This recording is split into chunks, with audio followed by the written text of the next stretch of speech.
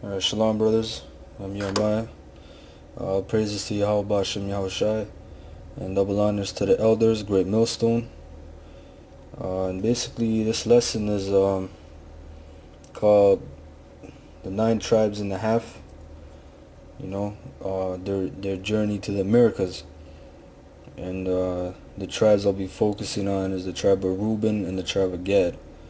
Because you got these new assholes out there saying that Native Americans and Hispanics are not Israelites. They got that new doctrine out there, which is madness, man.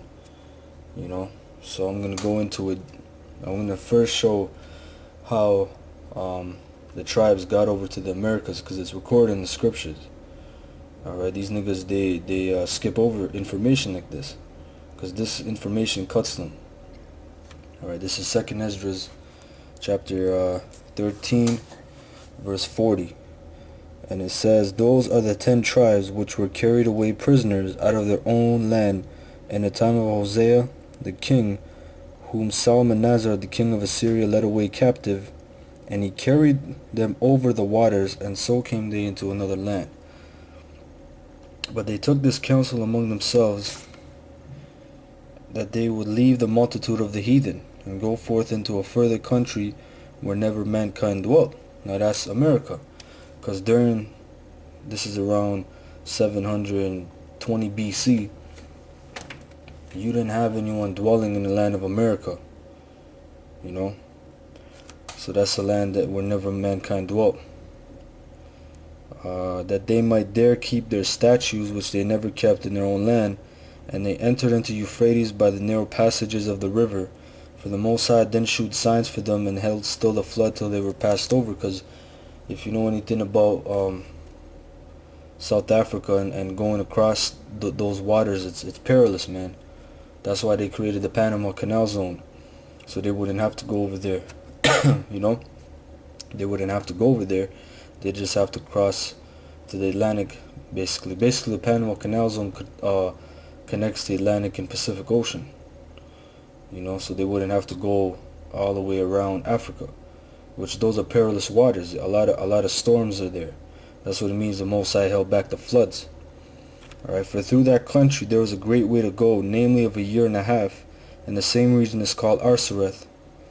Then dwelt they there until the latter time, and now when they shall begin to come. Alright, so now let's go into this book called the 10 Tribes of Israel. Alright, by Timothy R. Jenkins. Now let's go to page 80.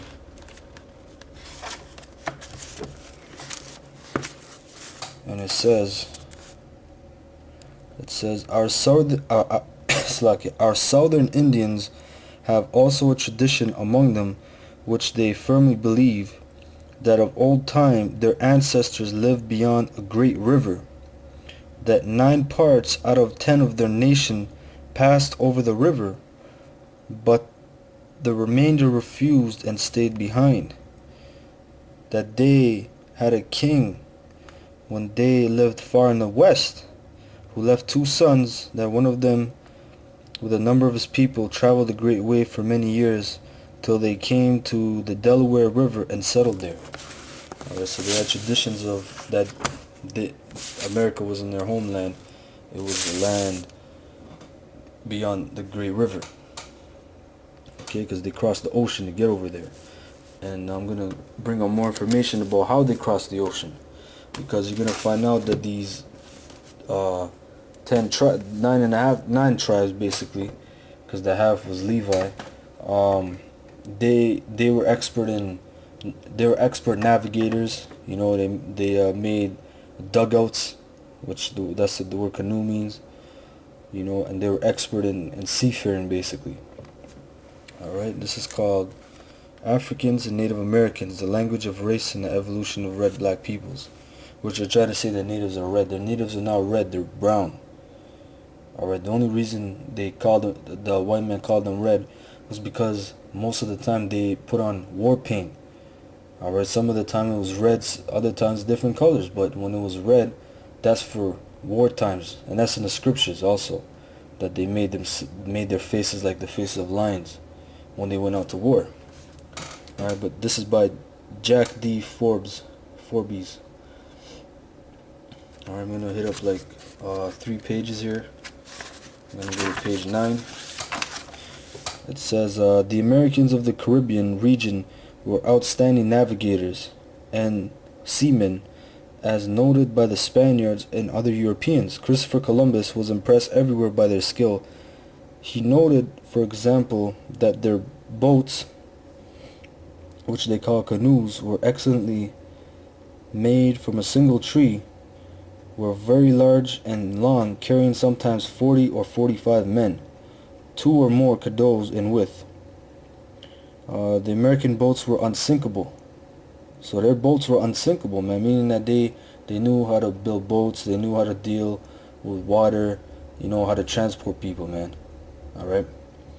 And Andres Bernaldez recorded from Columbus that the Americans, meaning that natives, navigated in their canoes with exceptional agility and speed, with 60 to 80 men in them, each with an oar, and they went by sea 150 leagues or more. They were masters of the sea. A canoe was later discovered in Jamaica, which was 96 feet long, 8 feet broad, made from a single tree. Columbus found that the Lucayo people of the Bahamas were not only very well acquainted with Cuba, 1.5 days away via canoe, but also knew that from Cuba it was a 10 days journey to the mainland, doubtless Mexico or South America, since Florida would have been closer than that. He also saw a boat which was 95 palms long, in which 150 persons could be contained, alright, and navigate. Others were seen which were of great workmanship and beauty, being expertly carved. A canoe was also seen being navigated successfully by one man in high winds and rough sea.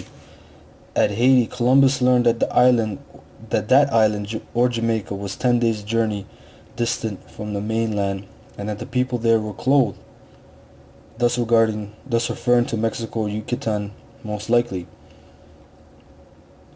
Alright, and page 11, it says, even more significant for our purposes is the fact that when the Spaniards reached Yucatan in 1517, they saw 10 large canoes called piroguas full of Indians from the town approaching us with oars and sails. The canoes were large ones made like hollow troughs, cleverly cut out from huge single logs, and many of them would hold 40 Indians. Okay. Now, Columbus, because it was mentioned Columbus, he had a interest also in the book of Ezra. If you watch that movie 1492, they tell you what the guy that plays Columbus, I forget his name, he mentioned to the priest, he said, what about the book of Ezra? Because it mentions how the 10 tribes crossed and it took them a 1.5 years to get to this land. So he was interested in that book, and I'm going to show you in this book called Lost Tribes and Promised Lands by Ronald Sanders. Alright, I'm going to go to page 77.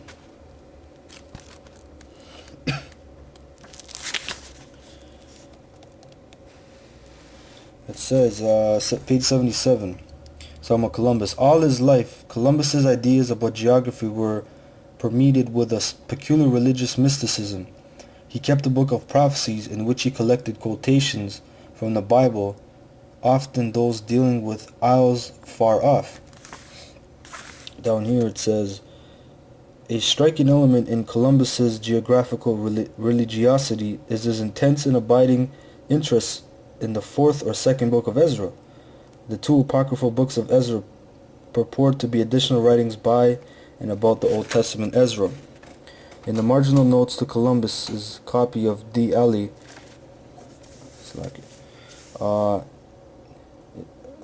is a relatively lengthy discourse on 2nd Ezra 6 and 42, which reads, upon the 3rd day thou didst command that the water should be gathered up in the 7th part of the earth. 6 parts thou hast dried up and kept them, to the intent that of these some being planted of God and tilled might serve thee. This was often to be cited by Columbus, who argued that since only 1/7 of the world was water, a good deal more dry land than yet was known remained to be discovered overseas. Alright? So this record right here, this is called Christopher Columbus and the Participation of the Jews in the Spanish and Portuguese Discoveries by Meyer Karsling and Charles Gross. And this is on page 15. And it says, he also, the Samuel Columbus, he was also very fond of reading the Bible and the fourth book of Ezra, which was probably written by a Jew who lived outside of Palestine. According to his own assertion, the incentive that impelled him to plan his discoveries was not a love of science, but his interpretation of the prophecies of Isaiah. In Portugal, Columbus earnestly conceived the idea of making maritime discoveries by way of the West. Now, how do you know to make discoveries by way of the West? Because he had records, man.